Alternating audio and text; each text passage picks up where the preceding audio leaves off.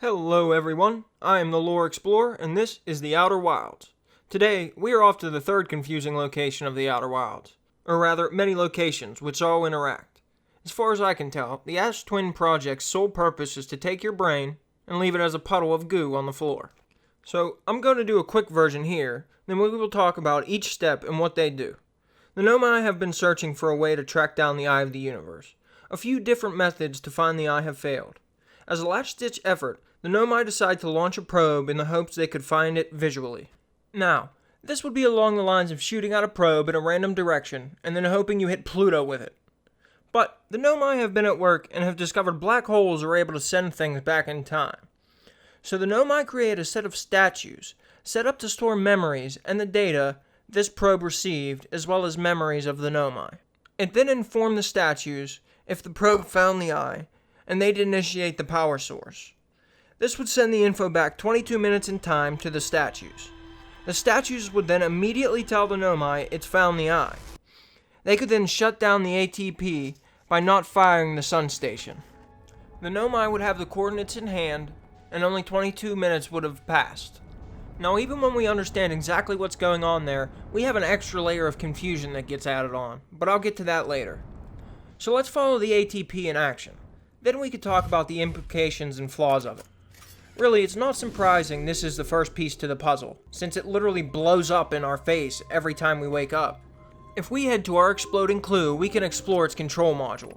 Activating the Nomai computer, it tells us it's received the order to fire. It also tells us that, though missing, the tracking module is still able to receive a signal from the probe.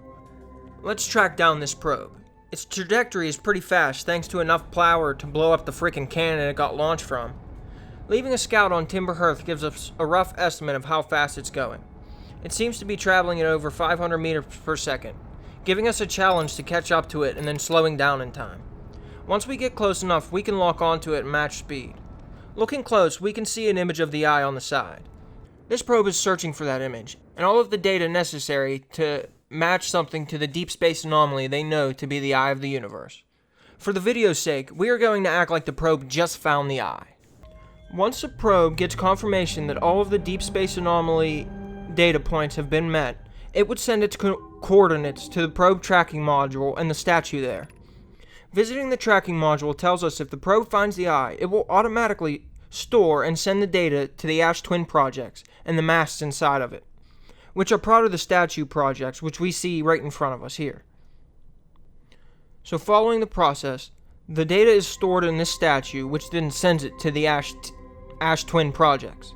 Standing here, surrounded by the giant Nomai mast carved in stone, we can see the mast project in effect. They'd have the power source activate, which we will talk about later, and the mast take the data that it's already stored and send it 22 minutes back in time, along with an order for the probe cannon to fire again. The statue at the tracking module now has the coordinates to the Eye of the Universe before it's ever fired, and the Nomai in the module would immediately be notified that they've found the Eye. They would then notify the person in the sun station, which was the power source. Most likely Pi would receive the message and halt the firing of the sun station, preventing the oncoming supernova.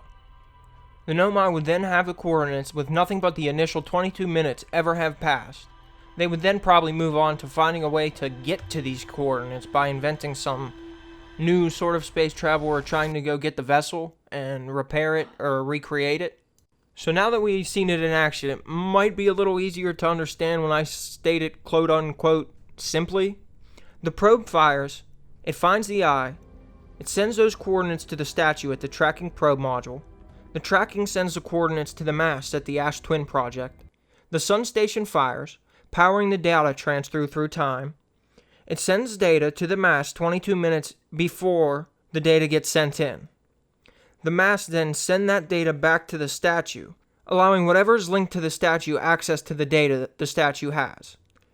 This allows the Nomai or us to get information from the future, since it's been sent back in time. Now I know that's not quite simple, but that's about as simple as I could get it. Now, let's talk about what this really means. We know that anything that gets sent through a black hole gets sent back in time. That's just how it works. But the black hole doesn't send back the entire universe. It doesn't even send back our entire solar system. Neither of those things enter the black hole. This is the extra layer of confusion I was talking about earlier. How do we wake up at a campfire that just got eaten by a supernova if it wasn't sent back in time? Answer: it's not the same campfire. We can read a conversation between some nomai debating this, but the common consensus is sending back memories does not constitute sending back us as a person as well. To me, this means there is already a Hearthian, snoozing, close to a campfire, keeping warm as they wait for their first launch to space with wonder in their closed eyes. Already 22 minutes in the past, completely separate from who we control now. They had just put their finishing touches on their nomai translator tool, and put their head down to rest. They awake to memories of events that feel familiar, but they definitely never did those things. They know the launch codes, even though they never went to see Hornfels. They know where Feldspar is, though they never went to Dark Bramble. My only explanation for this is that the black holes are connected to white holes in different dimensions. Each time we wake up, we are in a new dimension, a new Hearthian, armed with the foreknowledge of what not to do. One step closer to solving this overarching puzzle that has been plaguing us for so long. Even further, this means when we make our final launch, we head to the Ash Twin Project for the first time ever. We take the Advanced Warp Core and fly to the vessel for the first time ever. We never visited Chert. We never go to the probe cannon. We never even witness a supernova. It'd be the same for the nomais as well. Our solar system would rest safe. The nomai would then move on to a way to get to the eye. And now, that all sounds pretty good, but I see a few basic flaws in this system. The main one being the shell of the Ash Twin projects. Even the nomai mention, if there's one flaw in what's protecting the Ash Twin projects, if the supernova happened and the shell failed, those masks may not hold up. The nomai do have a system set up to warn them if something is wrong, but it all relies on those masks making that memory transfer. Let's say the probe cannon blew up. Crazy, right? But this time, they can't track the probe because of it. The statues would activate and send that data from the future to a nomai in the past that could prevent that flaw from ever happening. But, if those masks don't hold up, I don't see that happening. No memory transfer means they'd be stuck forever, and our ancestors would be tadpoles forever. They would have no way of trying to right the wrong that happened, and the whole solar system might just come to an end. Now, the nomai were really smart, but they did make a mistake in one major area. They miscalculated how much energy it would take to initiate a supernova. What would happen if the supernova went off, but the pylons built to collect the power aren't able to collect enough energy before they break up to the plasma engulfing them? The Ash Twin project might not even activate, leaving time to tick on, supernova having engulfed everyone. And the last and worst flaw in the Ash Twin project that I see is they made it all automatic. Now that the nomai have died off, and the sun has died naturally, the Ash Twin project is basically a trap.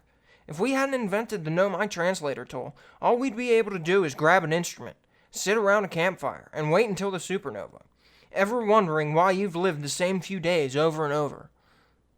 Ultimately, the Ash Twin project is one of the things in the game that I've spent a lot of my time pondering. It's interesting to think about how decisions made by another being in another universe can affect our own outcome. And sad to think about all the Hearthians, all those versions of us who went down the wrong tube in the interloper, the ones who tried their hand at a nomai shuttle and flew too close to the sun, or the one who did everything they could to save their friends, only to not have enough time to figure it out and be devoured by a supernova. Sorry if this video made you think a bit deeper than a well in the Mariana Trench, but I hope coming out of it you can appreciate the effort the devs put into this project of the nomais, and appreciate the meaning and significance of the nomais' choices. For now, this is the Lore Explorer, diving deep into the story so you don't have to.